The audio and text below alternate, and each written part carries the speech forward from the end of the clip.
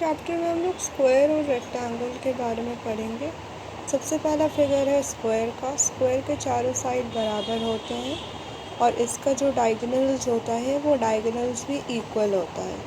जब दो डायगोनल्स को मिलाते हैं तो चार इक्वल ट्रायंगल बनते हैं जिनका एरिया इक्वल होता है, ठीक है। और डायगोनल्स एक दूसरे पे 90 डिग्री में बनते हैं।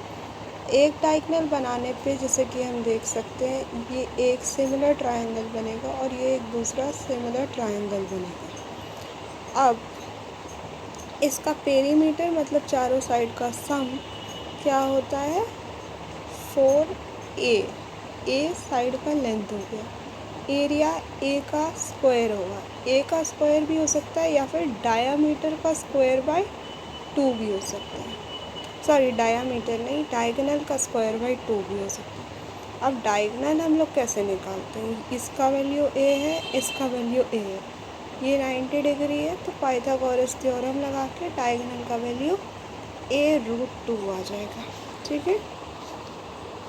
अब यहाँ पे देख लीजिए कि ये चारों जो ट्रायंगल बने हैं एक स्क्वायर के अंदर, वो चारों का एरिया बराबर है और ये जो पॉइंट है AO/OC के बराबर है, ठीक है।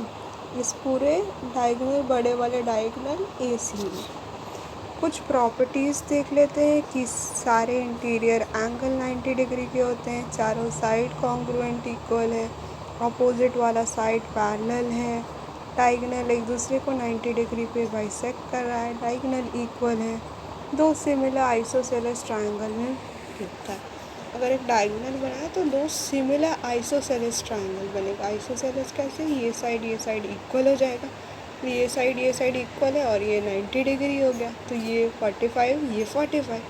इसी तरीके से ये वाला भी ट्रायंगल ऐसा हो जाएगा। तो एक डायगोनल एक स्क्वायर में दो आइसोसेलेस ट्रायंगल में डिवाइड करता है। और जो डायगोनल का साइज़ होगा वो ऑब्वियसली साइड के साइज़ से ज़्यादा बड़ा होगा, ठीक है। दोनों डायगोनल्स जो है वर्टेक्स को दो इक्वल भाग में बाइसेक्ट करता है। मतलब कि ये 90 डिग्री का एक साइड होता है ना, एक एंगल ये 90 डिग्री का है, तो यहाँ से डायगोनल जब बनाएंगे तो ये 45 हो जाएगा, ये 45 हो जाएगा, मतलब डायगोनल बाइसेक्ट करें। अब एक केस देख लेते हैं कि एक स्क्वायर है, एक स्क्वायर के अंदर सर्कल बनाया गया मतलब इन सर्कल, और एक बाहर मतलब सर्कम सर्कल। तो ये छोटे वाले सर्कल का रेडियस है और ये बड़े वाले सर्कल का रेडियस है और ये स्क्वायर का साइड है। तो अब हम लोग को अंदर वाले सर्कल मतलब इन रेडियस का वैल्यू निकालना है, तो a/2 हो जाएगा। इन रेडियस क्या हो जाएगा? a/2। पर अगर सर्कम रेडियस निकालना है मतलब बाहर वाले सर्कल का रेडियस निकाल, तो वो d/2 मतलब डायगोनल बाई 2 हो जाएगा। डायगोनल का वैल्यू हम लोग क्या निकाले थे? a√2 निकाले थे। a√2 डिवाइडेड बाई 2 करेंगे तो a/√2 हो जाएगा। अब इस दोनों इक्वेशन से हम लोग देख सकते हैं कि सर्कम रेडियस और इन रेडियस के बीच का जो एरिया का रेशियो होगा, ये इन दोनों के सर्कल के एरिया का रेशियो, ये √2/1 हो जाएगा और ये √2 का बाई 1 का स्क्वायर हो जाएगा, मतलब 2/1 हो जाएगा।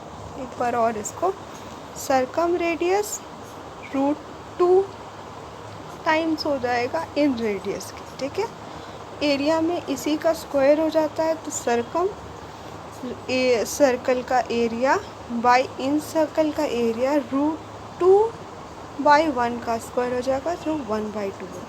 मतलब कि जो बाहर वाला सर्कल है ना, उसका जो एरिया है वो दुगना होगा अंदर वाले एरिया के। अब यहाँ पे हम लोग एक और केस देखते हैं कि एक बाहर मतलब सर्कम सर्कल बनाते हैं एक स्क्वायर के अंदर। तो जैसा कि हम लोग को पता है कि एक डायगोनल ड्रॉ किए तो दो अलग आइसोसेलेस ट्रायंगल में वो बन जाते हैं। तो एरिया बाहर वाले सर्कल का और अंदर वाले स्क्वायर का इसका रेशियो 11:7 होता है। क्या होता है रेशियो? 11:7। ये फार्मूला से डिराइव किया गया है। ठीक है, अब इसी तरीके से हम लोग एक स्क्वायर बनाए हैं और हर साइड के मिड पॉइंट को जॉइन करके एक और स्क्वायर बनाए। मतलब एक स्क्वायर है, ए बी साइड है, उसका मिड पॉइंट बी है, बी सी साइड है, उसका क्यू है, सी डी का आर है, फिर ए डी का एस है। ये सब का मिड पॉइंट है। इस सारे मिड पॉइंट को जॉइन करके एक और स्क्वायर बना दी। तो ये जो छोटा या अंदर वाला स्क्वायर है ना, वो बाहर वाले स्क्वायर का हाफ होगा एरिया। ठीक है, वो हाफ होगा एरिया। एरिया हाफ होगा तो पेरीमीटर क्या हो जाएगा? 1/√2 हो जाएगा, क्योंकि हमें पता है कि एरिया साइड का स्क्वायर होता है और पेरीमीटर से साइड के डायरेक्टली प्रोपोर्शनल होता है। तो जब एरिया छोटा वाले का डबल है, बाहर वाले से का डबल, जो छोटा वाला है उसका हाफ एरिया बाहर वाले से, तो पेरीमीटर 1/2 हो जाएगा। अब इसी तरीके से एक बड़ा सा फिगर है, जिस फिगर को हमें देखना है कि सबसे पहले एक सर्कल है, उसके अंदर एक स्क्वायर है, फिर एक सर्कल है, फिर एक स्क्वायर है, फिर एक सर्कल है, फिर एक स्क्वायर है। मतलब 3 स्क्वायर और 3 सर्कल है। ठीक है, तो इस पूरे चीज़ का एक रेशियो बनता है एरिया का। तो सबसे बड़े वाले का 8 पाई, फिर 16, फिर 4 पाई, फिर 8, फिर 2 पाई, फिर 4। तो आप देख सकते हैं 8 का आधा हो गया। अब सर्कल के केस में सिर्फ देखते हैं तो ये हाफ हाफ हो जाता है। ये 8 पाई, फिर ये 4 पाई सर्कल्स में, फिर स्मॉलर सर्कल में ये 2 पाई हो जाएगा। उसी तरीके से स्क्वायर में अगर आप देखें तो ये 16 है आउटर स्क्वायर का, फिर मिडिल स्क्वायर का 8 हो जाएगा और फिर इनर स्क्वायर का 4 हो जाएगा। तो हाफ हाफ हाफ हो जाएगा। ठीक है, अब इसको एक और फॉर्मेट में लिख सकते हैं, जो है 88:56:54:28:22:40। अगर एक सेमी सर्कल है, मतलब आधा सर्कल बनाया और उसमें मैक्सिमम साइज़ का हमने स्क्वायर बनाया, मतलब ऐसा स्क्वायर जो सबसे बड़ा स्क्वायर एक सेमी सर्कल में फिट हो सकता है, वैसा स्क्वायर बनाया, तो उस स्क्वायर का एरिया क्या होगा? जैसे यहाँ से यहाँ तक ये इसका स्क्वायर का साइड हो गया। ठीक है, और ये आपका रेडियस हो गया। ये जो डॉटेड लाइन है ये रेडियस हो गया, ये सेमी सर्कल का। तो साइड जो स्क्वायर का होगा वो कैसे निकलेगा? ए साइड निकालने के लिए ए is equals to 2/√5r, 2/√5r, 2/√5r। ठीक है, मैक्सिमम कितना बड़ा सर्कल बना सकते हैं उसका, सर्कल के अंदर कितना बड़ा मैक्सिमम एक स्क्वायर बना सकते हैं, उसका वैल्यू 2/√5r है। अगर एक हम लोग स्क्वायर के अंदर ट्रायंगल बनाते हैं, ठीक है, तो वो जो ट्रायंगल है उसका वैल्यू स्क्वायर के वैल्यू के एरिया से हाफ हो जाएगा।